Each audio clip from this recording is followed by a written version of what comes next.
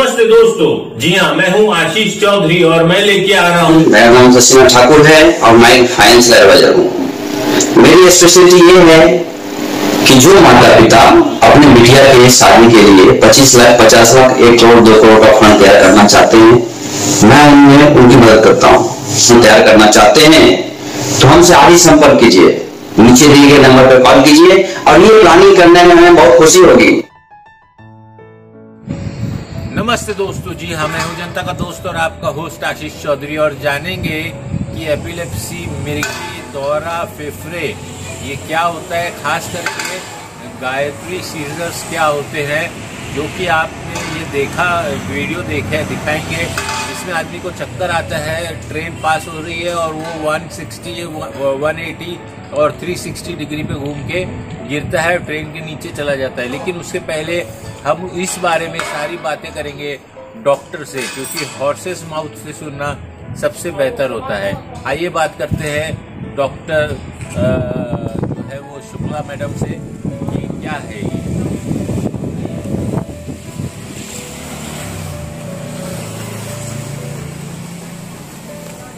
तो मैडम है अंदर? हाँ सर, यस सर, है अंदर। ओके।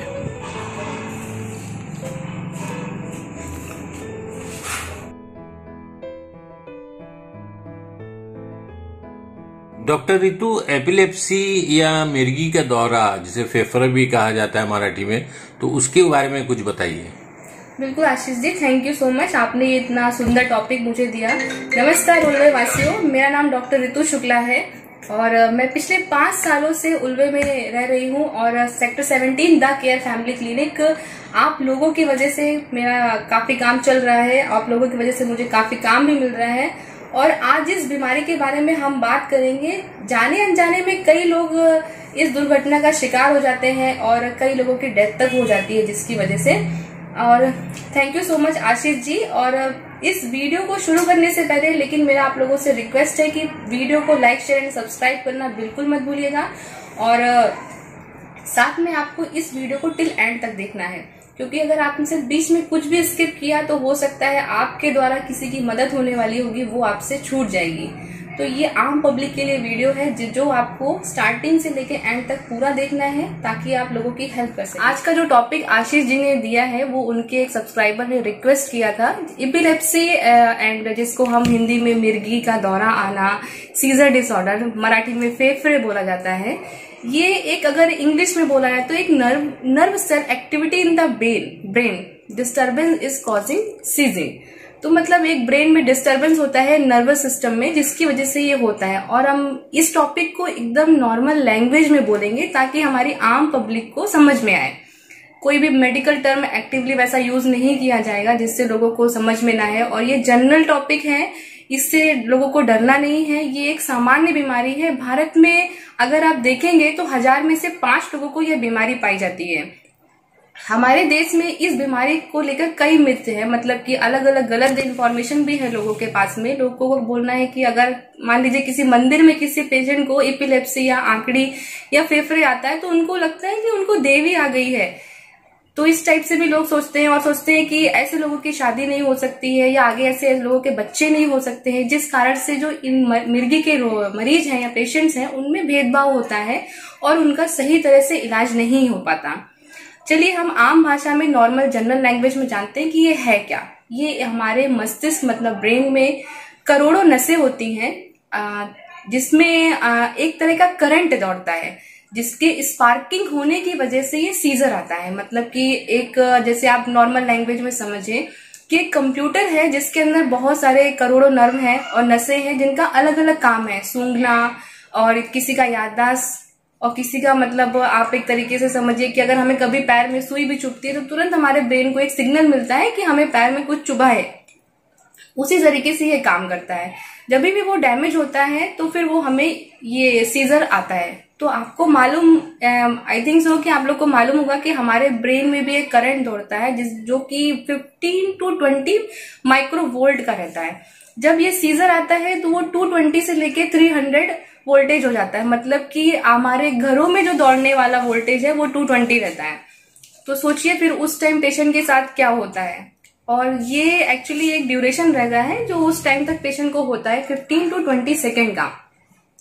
कुछ केसेस में क्या होता है कि पेशेंट बेहोश हो जाता है, कुछ केसेस में पेशेंट को बार बार झटके आने लगते हैं, और कभी कभी ये इतना जानलेवा हो जाता है कि पेशेंट डायरेक्ट उसकी हार्ट रेट रुकने की वजह से डेथ भी हो जाती है। और अब मोस्टली आपने देखा होगा कभी कभी ये 5 साल से कम बच्चों में भी दिखाई देता है। तो 5 साल से कम बच्चों में जब ये दिखता है तो बच्चों को हाई ग्रेड फीवर आने की वजह से, बहुत ज्यादा तेज बुखार आ रहा है, 104, 106 तक चला गया बुखार, तो अचानक से बच्चे आंखें टांग देते हैं, जिसकी वजह से ये उनको दौरा आता है। तो मेनली ये कारण क्या होता है, इसका रीजन क्या है, ये दौरे क्यों आ रहे हैं? तो लोग ये सोचते हैं कि जेनेटिक है, क्या ये मगर ये पापा को बीमारी है, फादर को है, मदर को है, तो क्या ये बच्चों को भी होगी?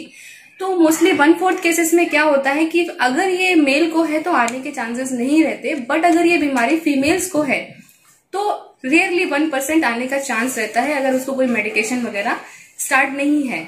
और इंडिया में सबसे कॉमन एक न्यूरोसिस्टिक सैक्रोसिस होता है। न्यूरोसिस्टिक सैक्रोसिस इंडिया में बहुत कॉमन है। ये एक प्रकार का कीड़ा होता है जिसके काटने की वजह से ब्रेन में कुछ एक्स का डेवलपमेंट हो जाता है, जिसकी वजह से मिर्गी के दौरे आने लगते हैं, या फिर कुछ पेशेंट को ब्रेन में चोट लगती है, ट्यूमर्स हैं जिनको, या ब्रेन में ब्लीडिंग हो जाना, ब्लड सप्लाई कम हो जाना, और सोडियम लेवल का कम हो जाना, स्ट्रोक होना, इस टाइप के जो पेशेंट होते हैं उनको भी ये होता है। और इसका कोई एज ग्रुप नहीं होता कि ये इस एज से इस एज तक होगा, ऐसा कुछ भी कंपल्सरी नहीं। ये किसी एज में किसी भी पेशेंट को हो सकता है, मतलब किसी भी नॉर्मल पर्सन को भी ये हो सकता है।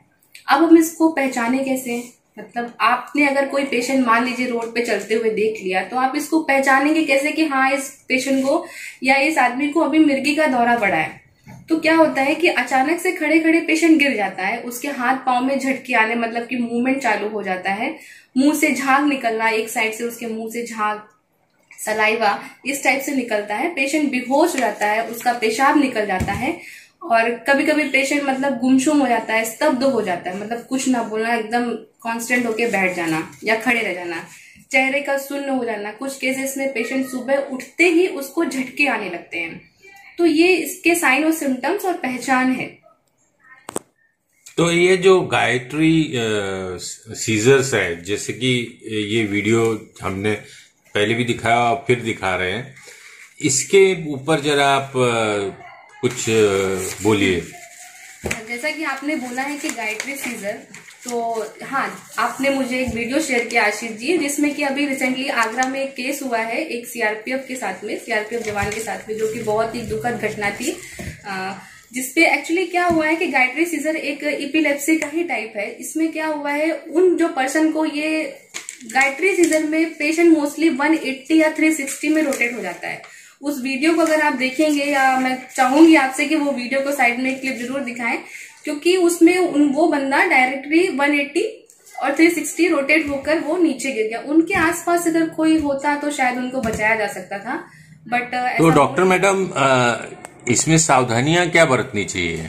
बिल्कुल आशीष जी, मैं पब्लिक से बोलना चाहूंगी, अगर आपको इस तरीके का कोई भी पेशेंट अगर रोड पे कभी दिखता है, या फिर कभी आपका कोई फैमिली मेंबर या किसी फैमिली में ऐसा कुछ इश्यू होता है कि अचानक से उन्हें कन्वर्जन आ गया, आंकड़ी आ गई या फेफड़े आ गए, तो आपको क्या करना है? सबसे पहले आपको पैनिक नहीं होना है। पेशेंट को, अगर पेशेंट चेयर पे बैठा है तो उसे चेयर से उठाकर नीचे जमीन पे लेटा दीजिए, जिसमें सरफेस एरिया के आसपास कोई भी ऐसा शार्प एलिमेंट नहीं होना चाहिए जिससे पेशेंट को हार्म हो, क्योंकि पेशेंट कई तरह से रोटेट होता है, हाथ पैर टेढ़े मेढ़े करता है, और इसका एक ड्यूरेशन रहता है। वो पेशेंट 15 से 20 सेकंड तक ऐसा नॉर्मली करता है, और पेशेंट को आप साइड में करवट दिला सकते हैं। और एक चीज मैं आप लोगों से स्पेशली बोलना चाहूंगी, जो मैंने बहुत केसेस में देखा, हॉस्पिटल में देखा, लोग क्या करते हैं कि पेशेंट के मुंह में कपड़ा डाल देंगे, उनको जूता सुंघाना चालू कर देंगे, मुंह में चम्मच डाल देंगे, या पेशेंट को कस के पकड़ के दबाने की कोशिश करेंगे। ये आप लोग बिल्कुल भी मत करिए। आपके मुंह में चम्मच डालने की वजह से उनके दांतों में इंजरी हो जाती है। आपको उनको बहुत टाइटली पकड़ने से कई बार ऐसा देखा गया है कि पेशेंट की बोन तक भी क्रैक हो जाती है, इतना प्रेशर से। आप पेशेंट को नॉर्मली छोड़ दीजिए, बस उसके आसपास का शार्प एलिमेंट हटा दीजिए, ताकि उनको मतलब किसी भी प्रकार की इंजरी ना हो। इतना अगर आप करेंगे उसका 15 to 20 सेकेंड में पेशेंट नॉर्मल कंडीशन में आ जाता है। उसके बाद अगर पेशेंट बेहोश भी हो गया है तो 1 to 2 मिनट में पेशेंट होश में भी आ जाता है। आपको उसके लिए पैनिक होने का जरूरत नहीं है। हाँ, उसके बाद आपको क्या करना है, जैसे ही आपका पेशेंट नॉर्मल होता है इमीडिएट आप उसको हॉस्पिटल लेके जाइए, जो भी हॉस्पिटल नियर बाई होता है वहां के डॉक्टर पे आप कंसल्ट करिए। डॉक्टर के अकॉर्डिंग उसको कुछ सलाइन चढ़ाई जाएगी, इंजेक्शन दिए जाएंगे, उनका बीपी, पल्स, शुगर सब कुछ चेक किया जाएगा। कैसा केस है, कैसी हिस्ट्री है, वो डॉक्टर अपने अकॉर्डिंग सीटी, एमआरआई, ईईजी इसके कुछ टेस्ट रहते हैं, उसके अकॉर्डिंग डायग्नोज करते हैं। तो ये होने के बाद आपका हॉस्पिटल जाना कंपलसरी है। ऐसा नहीं है कि पेशेंट नॉर्मल हो गया अभी हम उनको घर पे लेके जाते हैं। या और ये भी एक बात बोलना चाहूंगी कि ऐसी कंडीशन जब आती है तब आप पेशेंट को कुछ भी पानी पिलाना या कुछ खिलाने की कोशिश ना करें। पेशेंट के पास से दूर हट जाएं, पेशेंट को नॉर्मली छोड़ दीजिए, वो 15 से 20 सेकंड में सेटल हो जाएगा। और नेक्स्ट आता है इसका मेडिसिन वगैरह के लिए। तो अगर आप देखेंगे कि ये ट्रीटमेंट जो अपना ये एपिलेप्सी है इतना कोई पैनिक करने वाला नहीं है, ये एक नॉर्मल साधारण सी बीमारी है। मोस्टली केसेस में क्या होता है कि अगर पेशेंट रेगुलर मेडिसिन खा रहा है तो 90% उसको रिलीफ 1 ईयर तक हो जाता है। 70% केसेस में 2 से 3 साल तक मेडिसिन चलती है। 5 to 10% केसेस में क्या होता है कि दवाइयां कुछ पेशेंट को नहीं सूट कर रही है, या कुछ ड्रग्स चेंजेस करने हैं, या फिर पेशेंट को 2 टाइम दवाई चल रही है, तो जिसकी वजह से उसको थोड़ा सा 3 से 4 साल तक वर्क लगता है। या फिर कुछ रेयर केस में पेशेंट की सर्जरी भी होती है जो सक्सेसफुल भी होती है। इसलिए इस डिजीज को लेकर इतना पैनिक होने का आप लोगों को जरूरत नहीं है। प्रिकॉशन आप लोगों को क्या लेना है कि अगर ये किसी को है तो उस पेशेंट के लिए ये मैं एडवाइस करूंगी कि आपको आपका मेडिसिन मिस नहीं करना है। आपको आपका मेडिसिन जो आपके डॉक्टर ने आपको प्रिस्क्राइब किया है, बताया है, उसको आप टाइम टू टाइम खाइए और साथ में अच्छी प्रॉपर नींद लीजिए। और फैमिली वालों से बोलूंगी मैं, ऐसे पेशेंट को कभी आप अकेला ना छोड़ें, आपके पास मत जाने दें। पानी बहुत ज्यादा पानी है तो उस एरिया में मत जाने दें, और ड्राइव वगैरह अकेले ना करने दें।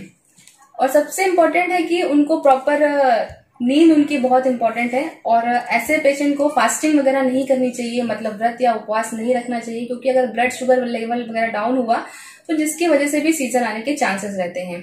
खाना प्रॉपरली डाइट लीजिए, और हीट के एक्सपोज, जैसे कि समर का टाइम है तो अगर ये जो अपना 11 to 3 PM का टाइम रहता है उसमें 40 to 45 अगर टेम्परेचर चल रहा है तो उसमें आपको नहीं जाना चाहिए। फिर भी अगर आपको जाना है, कुछ काम है, इमरजेंसी है, तो अपनी बॉडी को प्रॉपरली हाइड्रेट रखिए। मतलब कि आपकी बॉडी में जो वाटर लेवल है वो मेंटेन होना चाहिए ताकि ये हीट का एक्सपोज आपकी बॉडी पे इम्पैक्ट ना हो। बाकी मैं सबसे यही बोलूंगी कि इस बीमारी से डरने की जरूरत नहीं है। आप और हम मिलके इसको सब अच्छे से ठीक कर सकते हैं। तो और ना ही इस टाइप के पेशेंट्स को भी आप समाज से अलग करिए कि उनको ये बीमारी है तो वो हमारे लिए कोई छूत की बीमारी है क्या, ऐसा कुछ भी नहीं होता। बाकी thank you so much Ashish ji. Hope so आप सभी लोगों को वीडियो पसंद आए, और प्लीज चैनल को लाइक शेयर सब्सक्राइब करना बिल्कुल ना भूलिए। और जो भी आपकी क्वेरीज हैं इसमें कमेंट्स करिए, हम आपके क्वेश्चंस का आंसर जरूर देंगे। Thank you. Bureau report, Navi Mumbai, Ulwe news.